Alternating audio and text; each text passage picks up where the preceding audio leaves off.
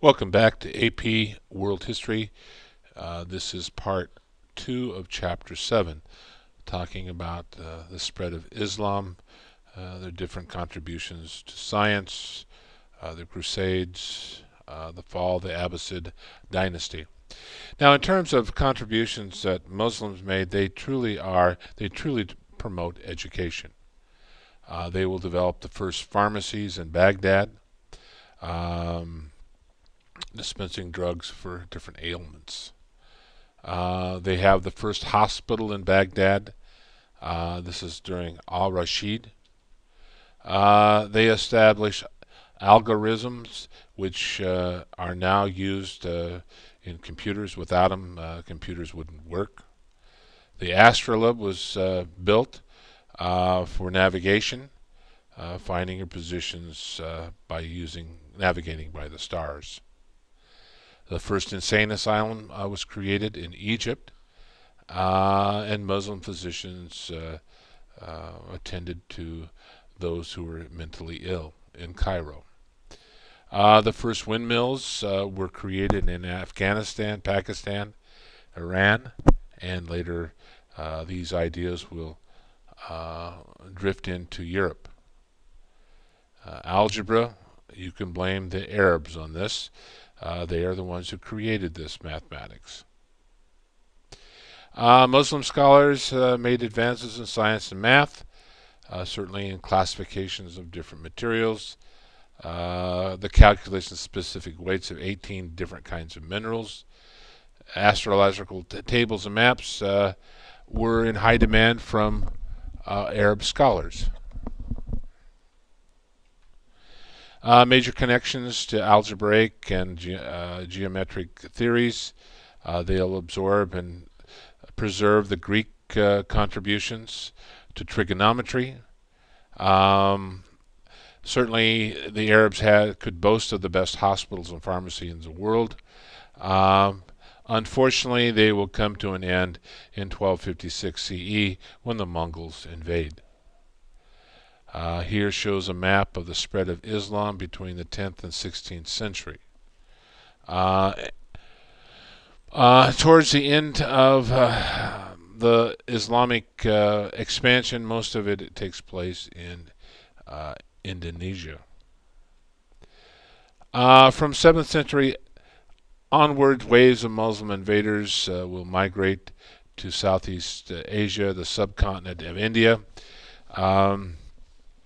Particularly their religion appeals to the low caste, the untouchables, this idea of equality. And they will pose a serious threat to Indian rule. The two cultures will clash, Hindu religion, of course, being polytheistic and Islam being monotheistic. Muslims, egalitarians, that is equality, certainly opposed to the Indian caste system. In the beginning, violent conflicts between both sides. As time passed, peaceful interchange became the norm.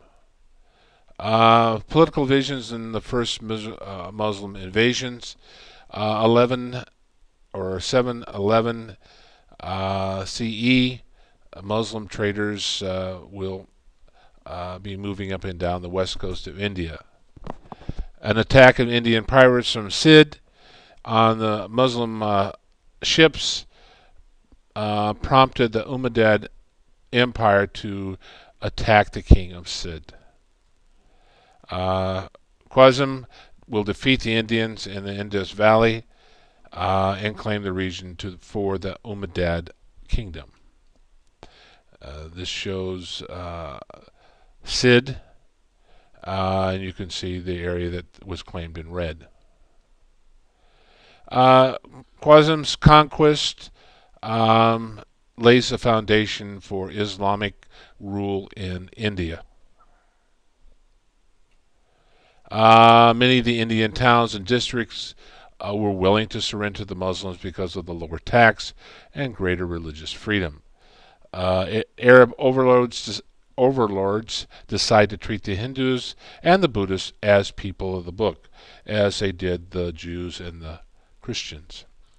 The faiths were different, but as long as you paid your tax and were obedient, you were free to worship as you pleased. They weren't quite as zealot about bringing people into the Islamic faith. Brahmin castes were respected by the Muslims. In terms of population, you don't have a great deal of Muslims living within India, and there's little effort to convert people to Islam. And so people will continue to be Hindus and Buddhists. The Islamic cultures absorbed scientific learning. Hindu mathematics and astronomers traveled to Baghdad after the Abbasids take power in the 8th century. And their mathematics and celestial observations were incorporated by the Arabs. The second wave of Muslim invaders, after years of occupation, little new land had been added to the Muslim kingdom. The Muslim hold on the region weakened. In 962 CE, the Muslim under Ahmad Ghazni led a series of attacks to conquer northern India.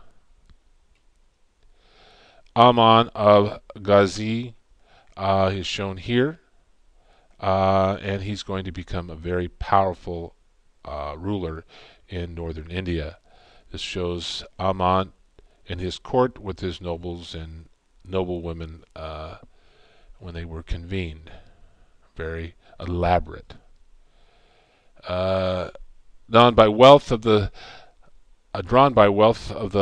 subcontinent and the zeal to spread Islam, Ahmad raided northeast India in the first decades of the 11th century. And Ahmad defeated one confederacy of Indian princes after another. It seems that they could not stand against him. The Muslim invaders from Afghanistan acquired great wealth in India, the subcontinent.